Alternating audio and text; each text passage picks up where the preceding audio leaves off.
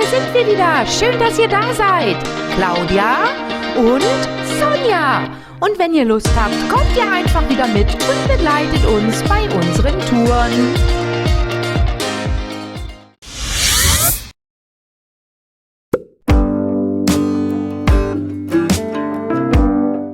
Einen wunderschönen guten Morgen wünschen wir euch. Heute geht es in die Kritzer Schlucht und Claudia und ich kennen beide diese Schlucht ziemlich gut. Aber wir werden heute mal gucken, ob wir anstatt der üblichen kleinen Runde eine mittellange Runde zusammengebaut bekommen. Ja, und wenn ihr wissen wollt, ob wir das hinbekommen, bleibt einfach dran und begleitet uns dabei.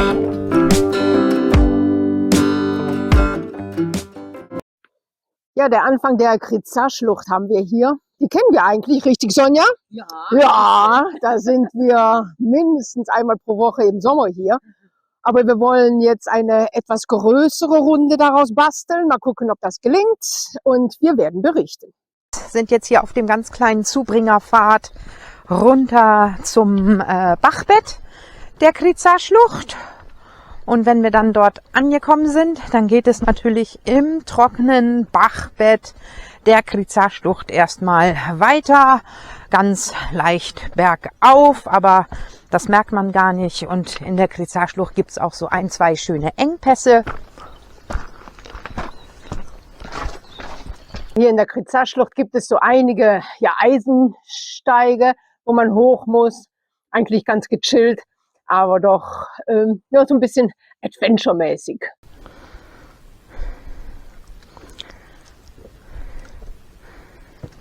Erste kleine Engstelle. Unsere Aircondition.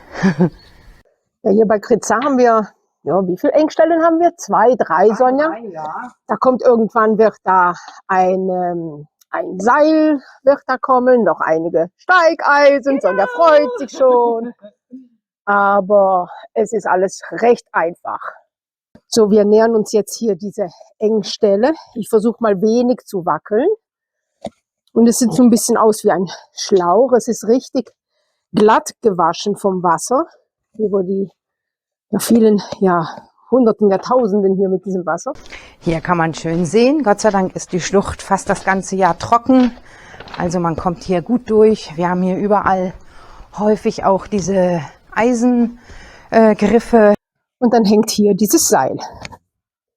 Und dann muss man sich hier an diesem Seil hangelnd nach oben begeben. Ja, und da geht dann ein bisschen Action los. Ja, wir sind ja jetzt hier mit dem Seil schon hochgeklettert. Ach, geklettert, eigentlich ist das Pillepalle. Aber ist doch ein bisschen interessant.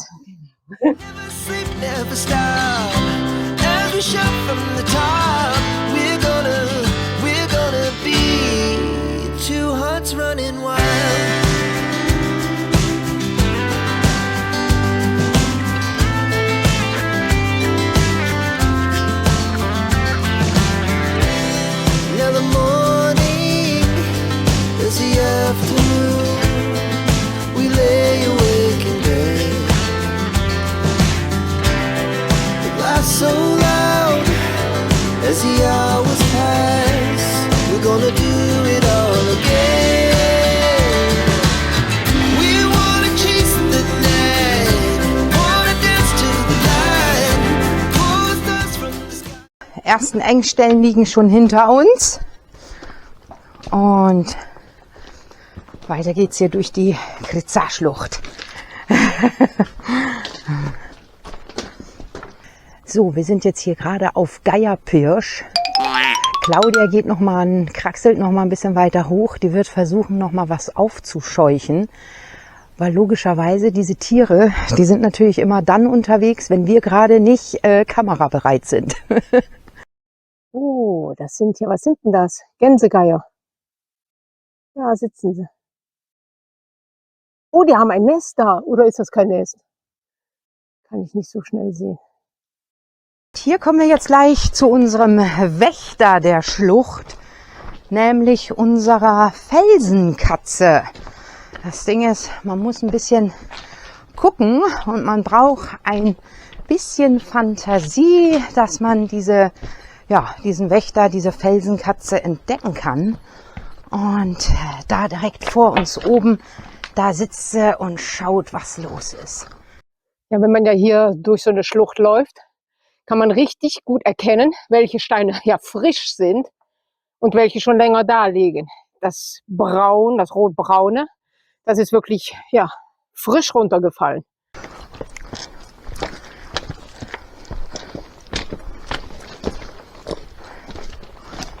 Ja, es ist immer wieder lustig hier bei der Kritza-Schlucht. Man kann meistens verschiedene Wege gehen. Einmal ein bisschen einfacher, einmal ein bisschen Kraxelei. Wer möchte, kann es sich einfach machen. Ich bin gerade oben rum gelaufen. Sonja kraxelt natürlich mittendurch. Wie kann es auch anders sein?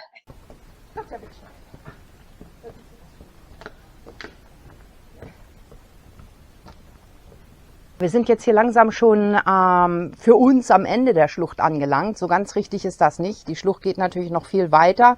Aber die Tour, die wir im Sommer mit unseren Gästen machen, da ist tatsächlich dann jetzt gleich in Kürze Schluss. Und hier haben wir jetzt auch den ersten offiziellen Ausgang der Kritza-Schlucht erreicht. Interessant für alle, die diesen kleinen Rundgang laufen. Ja, von hier gekommen. Und man sieht, dass die Schlucht sich jetzt weitet, zumindest jetzt im Moment. Und nachher werden, glaube ich, noch richtig schöne Bäume kommen. Aber wir werden das alles noch filmen. Ja, jetzt hier am ersten Ausgang vorbei. Die Schlucht fängt an, sich hier ein bisschen zu weiten. Wie gesagt, ein bisschen Gestrüpp ab und an. Aber sieht natürlich anders aus als der untere Teil der Schlucht. Hier runter würde ich jetzt gehen, glaube ich.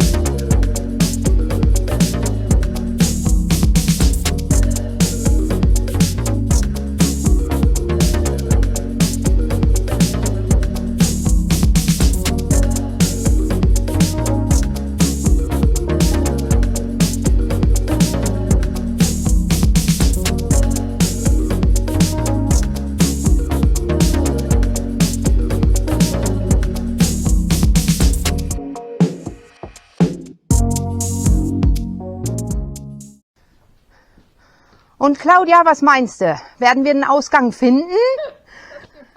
Das ist ja immer so eine Überraschung. Ja, ich denke auch. Wir gucken mal. Der müsste jetzt bald kommen. Das dauert noch, glaube ich, noch ein bisschen. Ja, so lange nicht mehr. Ein bisschen, genau. Wir nähern uns jetzt ganz langsam den Ausgang, den wir theoretisch nehmen müssen. Und ja, wir müssen mal gucken, ob wir den finden oder nicht. Das wird sich dann bald zeigen. Was mich ein bisschen irritiert, ist der Zaun jetzt hier. Unseren angeblichen Ausgang haben wir, wie es scheint, gefunden. Zumindest sieht es im Moment ganz gut aus. Tatsächlich auch wie ein kleiner Weg. Und wir laufen jetzt nach oben. Es sieht hier so ein bisschen aus wie so ein gepflasterter Pfad. Sieht auch wieder aus wie so ein bisschen wie so ein minoischer Pfad, ne? Hier sind Überbleibsel. Moment. Da gehst du hier nicht rein. Da gehe ich nicht rein. Nein, da gehst du nicht Da habe ich gehört, da gehe ich jetzt nicht rein. Ja, nee, da gehe ich jetzt nicht rein. Schönes Loch. Aber ich darf da doch mal ein bisschen reingucken. Nein, du gehst da nicht rein. Nein, Ich gehe da nicht rein, das geht nicht so tief. Ja, sind immer noch auf diesem kleinen Pfad oberhalb der Schlucht. Also sehr schön. Eigentlich ist der Pfad ganz gut. Bisher zumindest, was man sagen kann. Schöne Aussicht. Ja.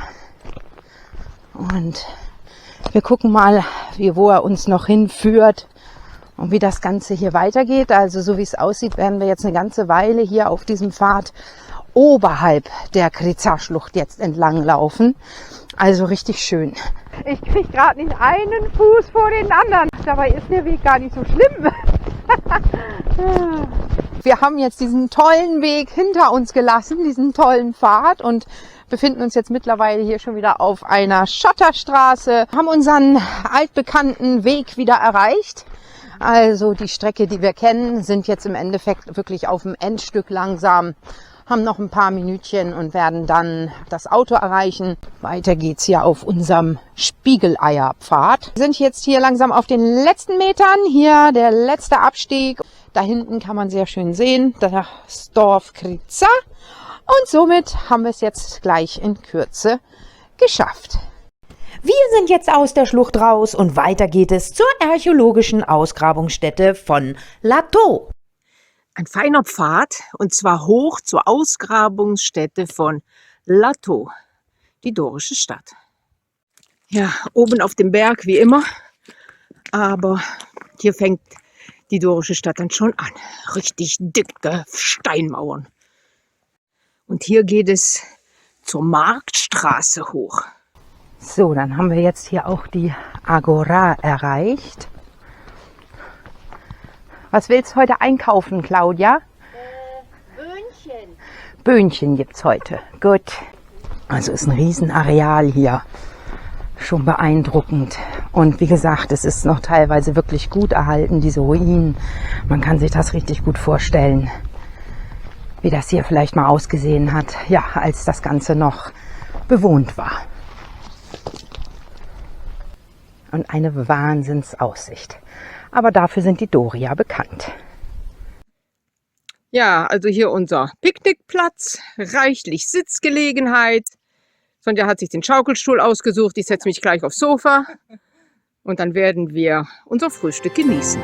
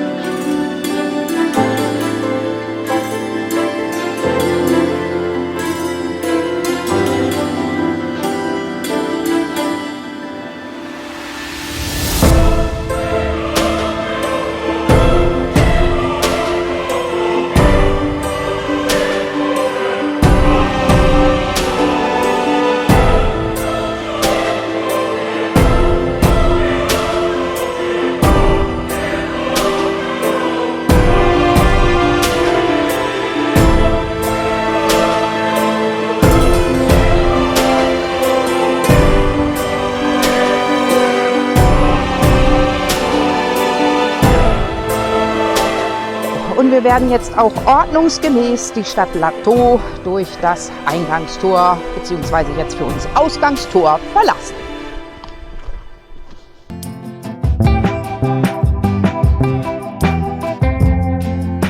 Wir sind mittlerweile hier am Ende unserer heutigen Tour angelangt und wenn euch das Video gefallen hat, dann freuen wir uns natürlich immer über ein Like und ein Abo. Tschüss, bis zum nächsten Mal.